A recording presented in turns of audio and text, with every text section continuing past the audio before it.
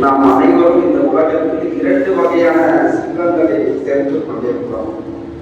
ஒன்று வங்கி கணக்கில் இருக்கும் செல்வம், மற்றொன்று அல்லாஹ்விடம் சேமித்து வைக்கும் செல்வம். வங்கியில் இருக்கும் பணத்தை நாம் இறக்கும் போது விட்டு செல்வோம். ஆனால் அல்லாஹ்விடம் சேமித்த நற்செயல்கள் தான் நம்முடன் கபருக்கும் மறுமைக்கும் வரும். ஒரு சின்ன சம்பவம் மட்டும் சொல்லிக்கிறேன். ஒரு ஊர்ல இரண்டு நண்பர்கள், ரொம்ப வசதி படைத்தவர்கள், அவங்க வாழ்ந்து வராங்க. அதுல ஒருத்தவர் இல்லாதவர்களுக்கு, ஏழைகளுக்கு உதவி செய்வார். ஆனால் அவர் உதவி செய்வதை யாருக்கும் தெரியாமல் செய்வார். இன்னொருத்தர் வாழ்ந்து வந்தார். அவர் இன்னும் கொஞ்சம் செல்வம் சேர்க்கணுமே, இன்னும் கொஞ்சம் நம்ம சம்பாதிச்சு கொடுப்போமே, அப்படியே வாழ்ந்துட்டு வராது, யாரும் உதவியும் செய்யாமல். ஒரு நாள் இவரும் மரணித்து விடுகிறார், அவரும் மரணித்து விடுகிறார். ஊர் மக்கள் பேசுகிறார்கள், அந்த அக்பர் இருந்தாலே, இருந்த வரைக்கும் எல்லோருக்கும் உதவி செய்து வந்தார், அல்லாஹ் அவருக்கு ரஹ்மத் செய்வானாக, அவருடைய கபரில் நூறு இருக்கும்படி எல்லோரும் துவா செய்து கொண்டிருந்தார். இன்னொருவரை பற்றி ஊர் மக்கள் யாரும் பேசவில்லை. ஒரு இருவர் பேசினர். அவர் வாழ்ந்தார், யாரும் எந்த உதவியும் செய்யவில்லை. நேரம் வந்தது, அல்லாஹ் அழைத்து விட்டார், சென்று விட்டார், அவ்வளவுதான். இந்த சம்பவம் ஒரு விஷயத்தை நம்மளுக்கு நினைவுறுத்துகிறது. நாம் விட்டு செல்லும் பணத்தை விட நாம் விட்டு செல்லும் நற்செயல்கள் மக்களின் துவாவையும் அல்லாஹ்வின் அவர்களையும் பெற்றுத்தரும். அன்பிற்குரிய இஸ்லாமிய சகோதரர்களே, இந்த பள்ளிவாசல், இந்த தொழுகை, இந்த ஜும்மா அனைத்தும் நமக்கு அல்லாஹ் கொடுத்த மிகப்பெரிய அருட்கொடைகள். இன்று நாம் நிம்மதியாக தொழுது கொண்டிருக்கிறோம். நமக்கு முன் வாழ்ந்த எத்தனையோ இஸ்லாமிய சகோதரர்கள் தங்களால் முடிந்த உழைப்பையும் நேரத்தையும் பொருளையும் செலவழித்ததால் தான் இன்று இந்த வசதிகள் நமக்கு கிடைத்துள்ளன. அதே போல் நம்முடைய இன்றைய சிறிய நற்செயல்கள் நாளை நமக்கு பிறகு வரும் தலைமுறைக்கும் நன்மையாக அமையலாம். இறுதியாக நபிகள் நாயகம் ஸல்லல்லாஹு அலைஹி வஸல்லம் அவர்கள் கூறினார்கள், மனிதன் மரணித்து விட்டால் அவனுடைய செயல்கள் அனைத்தும் நிறுத்தப்படுகின்றன. ஆனால் 3 செயல்களின் நன்மை மட்டும் தொடர்ந்து கிடைக்கும். அவற்றில் ஒன்று தொடர்ச்சியான தர்மம், அதாவது சதகா ஜாரியா என்று சொல்லப்படுகிற தர்மம். எனவே ஒவ்வொருவரும் தங்கள் வாழ்க்கையில் அல்லாஹ்வுக்காக நிலைத்திருக்கும் ஏதாவது ஒரு நற்செயலை விட்டு செல்ல வேண்டும் என்று சிந்திக்க வேண்டும்.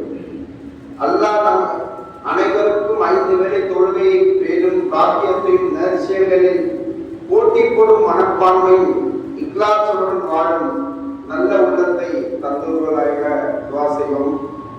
அதாவது பணம் கொடுக்கிறது தான் ஒரு உதவி, அதுதான் நம் நன்மை. நம்ம பிற்காலத்தில் அதுதான் வாழ வைக்கிறோம் அப்படின்னு நினைக்கிறோம். சில பேர் அது மாதிரி நினைக்கிறீங்க, ஆனா அது மாதிரி இல்லை.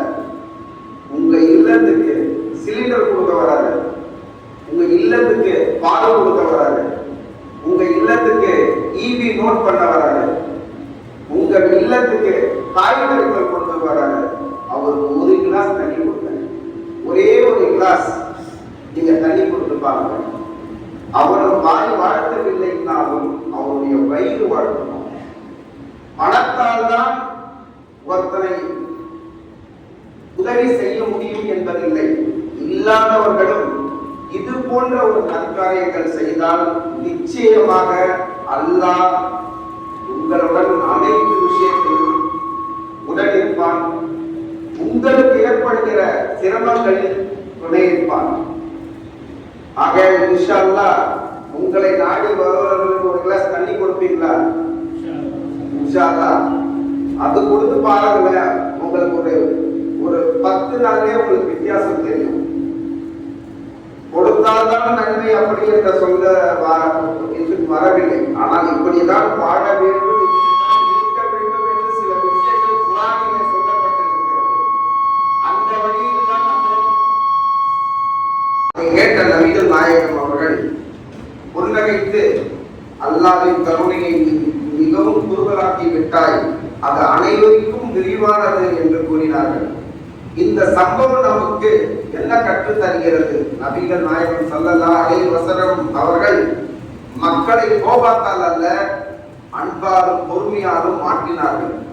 இன்று நாமும் வீட்டிலோ பள்ளிவாசலிலோ சமூகத்திலோ யாராவது தவறு செய்தால் அவர்களை அவமானப்படுத்தாமல் நபிகள் நாயகம் ஸல்லல்லாஹு அலைஹி வஸல்லம் அவர்கள் கற்றுத்தந்த மென்மையான முறையில் திருத்த முயற்சிக்க வேண்டும். அல்லாஹ் கூறுகிறார், நிச்சயமாக அல்லாஹ்வின் தூதரிடம் உங்களுக்கு அழகிய முன்மாதிரி இருக்கணும். இது அல் குர்ஆனில். எனவே நம்முடைய தொழுகையிலும் பேச்சிலும் நடைமுறையிலும் உதவி செய்யும் மனப்பான்மையிலும் பொறுமையிலும் நபிகள் நாயகம் ஸல்லல்லாஹு அலைஹி வஸல்லம் அவர்களை பின்பற்ற முயற்சிப்போம். அதாவது இந்த மசூதி கெட்டு அந்த காலத்துல நீங்க யோசிச்சு பாருங்க, இங்க மன்னர்கள் ஆங்கிலேயர்கள் அவங்க ஆட்சி செய்த காலத்துல கிட்டத்தட்ட ஒரு 10,000 ஸ்கொயர் ஃபீட் என்னுடைய முன்னோர்கள் இங்க வந்து பிராமணர்கள் அவங்க வாழ்ந்த இடம், கோயில் இருந்த இடம், அருகில் கோயில் இருந்த இடம், இங்க ஒரு பள்ளிவாசல் வர விடுவார்களா? ஆனால் என்னுடைய முன்னோர்கள் அவர்கள் முயற்சி செய்து இங்கு சிறிய 10,000-15,000 ஸ்கொயர் ஃபீட் ஒதுக்கி சிறிய ஒரு கொட்டாவில் தான் இந்த பள்ளிவாசல் துவக்கப்பட்டது. சுமார் 218 ஆண்டுகளாக இந்த பள்ளிவாசல் இயங்கி வருகிறது. இது பாரம்பரியமாக எங்களுடைய பள்ளிவாசல், மன்னிக்கணும், அல்லாஹ்வுடைய பள்ளிவாசல் எங்க மூதாதையர்கள் வழி பரம்பரை வழியாக வந்தது. நடுவில் ஒரு சில காரணத்தினால் 17 ஆண்டுகள் வக்ஃப் வாரியம் கைப்பற்றி வக்ஃப் வாரியம் நடத்தி கொண்டிருந்தது. பிறகு என்னுடைய ஒரு 17 ஆண்டுகள கடுமையான முயற்சினால யாரை பார்க்கணும், யாரை அணுகணும், கோட்டை பார்க்கணும், அப்படிலாம் முயற்சி செய்துதான் 2023 இந்த மசூதியை வந்து திரும்பி வந்து இந்த பரம்பரை வழிக்கு கொடுக்கப்பட்டது வக்ஃப் வாரியத்தால். இனிமேல் இன்னும் 200 ஆண்டுகள் ஆனாலும் சரி, 300 ஆண்டுகள் ஆனாலும் சரி, இந்த பரம்பரை வழியில் தான் இந்த பள்ளிவாசல் இருக்கும். நான் இந்த பதவியேற்றோட இந்த பள்ளிவாசல் தொடர்ந்து வருபவர்களுக்கு தெரியும் எப்படி இருந்தது என்று. நான் சில விஷயங்கள்லாம் சொல்லியிருந்தேன், சில பேர்கிட்ட டொனேஷன்லாம் வாங்கியிருந்தேன், அதெல்லாம் நிறைய விஷயங்கள் மாற்றினேன். இப்போ இந்த தரை போடுறதுக்கு அங்கே நடுவில் டோர் போட்டு ஏசி போட்டோம்னு சொல்லி ஒரு மாதத்துக்கு முன்னாடி அனௌன்ஸ் பண்ணேன். அதனால தான் இந்த ஒரு மாதம் இந்த இடத்துல வந்து தொழுகை நம்ம நடத்த முடியல. இங்கே வேலைப்பாடுகள் நடந்துருந்தது. அதே போல் அந்த டோர் வந்து பெங்களூரில் ரெடி ஆகிட்டு இருக்கு. இன்ஷால்லா இன்னும் ஒரு 10 நாளில் வந்து அங்கே பிவிசி டோர் வந்துடும். இதெல்லாம் நான் ஏன் பெருமைக்காக நான் சொல்ல வரல. இது மாதிரி நான் வந்து இது செலவுகள் இருக்கு, உதவுங்கள். நான் ஏற்கனவே சொல்லியிருக்கேன், நான் பதவி ஏற்றவுடன் ஒரு கரண்ட் அக்கௌண்ட் நான் ஆரம்பிக்கிறதுக்கு என்னிடம் 5000 ரூபாய் இல்லை. கரண்ட் அக்கௌண்ட் நான் போன பள்ளிவாசல், நான் போன வங்கியிலெல்லாம் ஏதோ ஒரு காரணத்தாக முடியாது என்று தள்ளி வைத்தார்கள். ஆனால் நான் அல்லாஹ்விடம் முறையிட்டு கொண்டு இருந்தேன். அதுக்கப்புறம் சுமார் 30 சீரமைப்பு பணிகளை அல்லாஹ்வின் புண்ணியத்தால் உங்களை போன்ற நல்லவர்களின் உதவியால் நடைபெற்றது. இந்த இதுக்கு ஒரு சிமெண்ட் 20 மூட்டை கேட்டார் மேஸ்திரி. நான் ஏற்கனவே ஜமால் பாய் கிட்ட போயிட்டு ஒரு 60-70 மூட்டை சிமெண்ட் வாங்கியிருக்கேன். அவர் பையன் பஷீர் பாய் கிட்ட போனேன். ஒன்றும் இல்லை, 20 மூட்டை சிமெண்ட் கேட்குறேன், தேவைப்படுறது, உங்கள் கடையில் சொல்லி ஒரு கம்மி விலைக்கு வாங்கி கொடுங்க அப்படின்னு சொன்னேன். அவர் உடனே பஷீர் பாய் 10 மூட்டை என்னுடைய சார்பாக வாங்கிக்கோங்க, 10 மூட்டை வந்து நீங்கள் காசு கொடுத்து வாங்கிக்கணும்னு சொல்லுங்க. இது மாதிரி வள்ளல்கள் அவங்களுக்கு கொடுக்கணும்னு என்ற ஒரு மனப்பான்மை இருப்பதனால்தான் இந்த பள்ளிவாசலும் அந்த அளவுக்கு வளர்ச்சி அடைந்தது. திரும்ப 10 மூட்டை ஷார்டேஜ், இன்னொரு 15 மூட்டை ஷார்டேஜ் திரும்பி கேட்கிறார் மேஸ்திரி. அங்கெல்லாம் போடுவதற்கு வேண்டும். இது பள்ளிவாசல் பக்கத்தில் இருக்கிற ஒரு சிமெண்ட் கடையை கேட்டேன். வந்த விலை 360 ரூபாய், இறக்கிறது சேர்த்து 370 ரூபாய், 330 ரூபாய் மட்டும் கொடுங்க, 3300 ரூபாய் மட்டும் கொடுங்க, 10 மூட்டை கேட்டுட்டு வாங்க. இவங்களுக்காக தான் நான் உண்மையாக சொல்கிறேன், நான் இவங்களுக்காக தான் தனியாக துவா செய்கிறேன். அதே போல் பார்த்தீங்கன்னா என்னுடைய சித்தப்பா மருமகனுக்கு நான் இந்த இந்த இந்த வேலை முடிஞ்சு எல்லாருக்கும் வாட்ஸ்அப்ல அனுப்புறேன். நிறைய பேருக்கு வந்திருக்கோம்னு நினைக்கிறேன். இந்த வேலை நடந்துட்டு இருக்கு, துவா செய்ய உங்களால் முடிஞ்ச உதவி செய்யுங்கன்னு சொல்லி நான் வாட்ஸ்அப்ல அனுப்புறேன். என்னுடைய உருது டெய்லி ஸ்பெஷல் உருதுவாதியாராக இருந்த சையது நஜீபுதீன் அவருடைய மருமகனுக்கு அந்த செய்தி அனுப்புறேன். உடனே ஜிபேல எனக்கு ஒரு 5000 ரூபாய் அனுப்பிச்சாரு.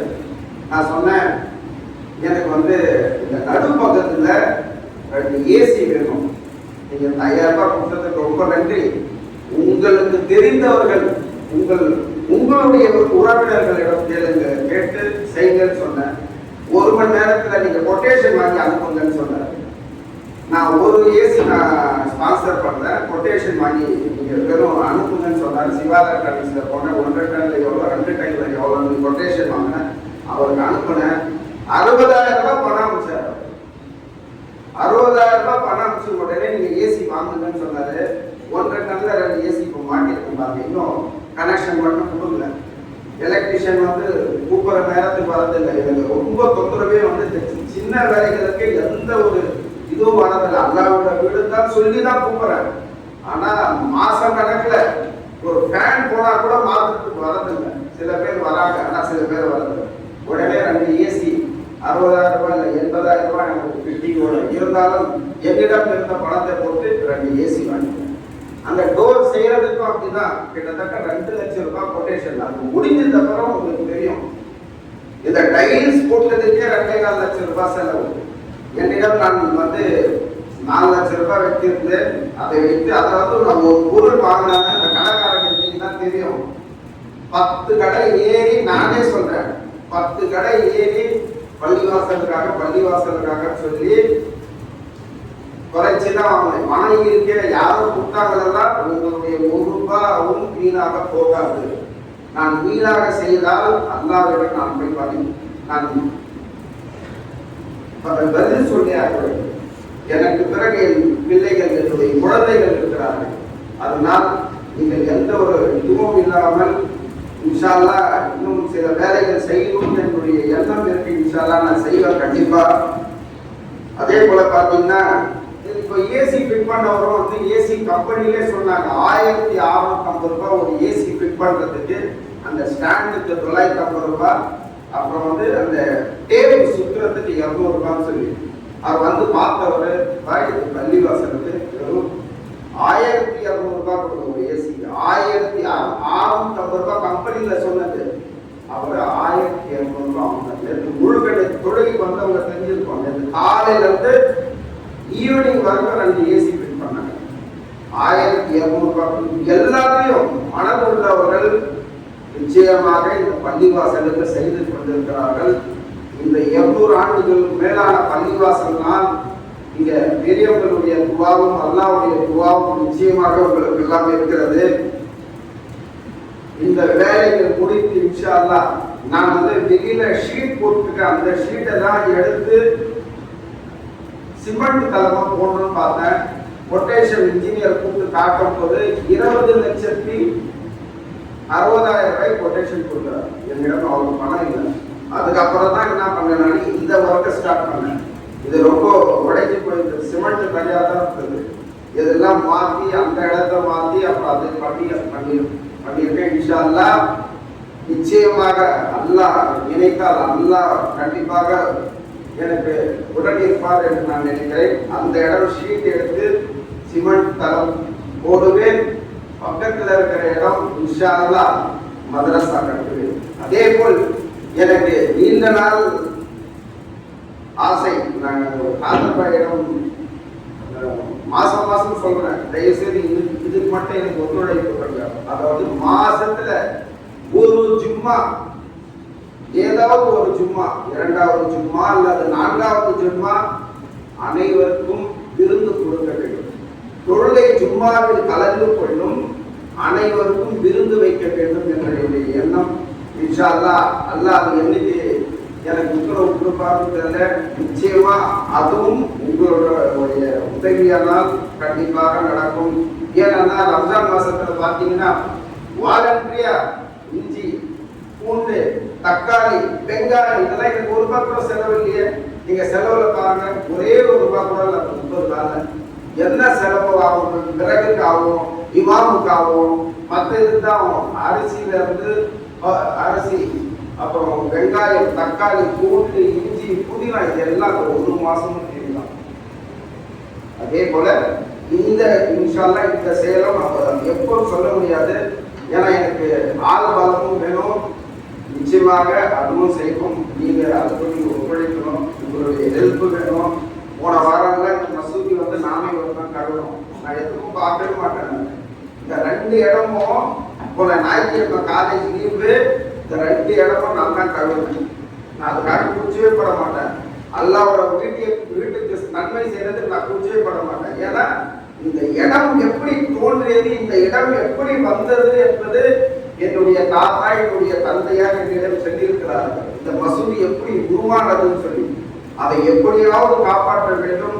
அதை நல்ல முறையில் திருவண்ணாமலையில் ஒரு சிறந்த பள்ளிவாசலாக மாற்ற வேண்டும் என்ற ஒரே எண்ணத்துல தான் நான் இதெல்லாம் செஞ்சுட்டு இருக்கேன். காலேஜ்ல பல பணி, நான் ப்ரொஃபஸரா இருக்கேன், பிஆர்ஓவா இருக்கேன், அடிக்கடி சென்னை போக வேண்டிய வேலை இருந்தாலும் நான் வந்து செஞ்சுட்டு இருக்கேன். நிச்சயமாக நம்முடைய சங்கத்திற்கு அது நிச்சயம் அல்லாஹ் உறுதுணையாக இருப்பார். நான் பேசியதில் தவறு இருந்தால் தயவு செய்து மன்னித்து விடவும். இன்ஷா அல்லாஹ் இந்த பள்ளிவாசலுக்காக துஆ செய்யவும். சுன்னத் தொழுவதாரர்கள் சுன்னத் தொழுவதாரர்கள்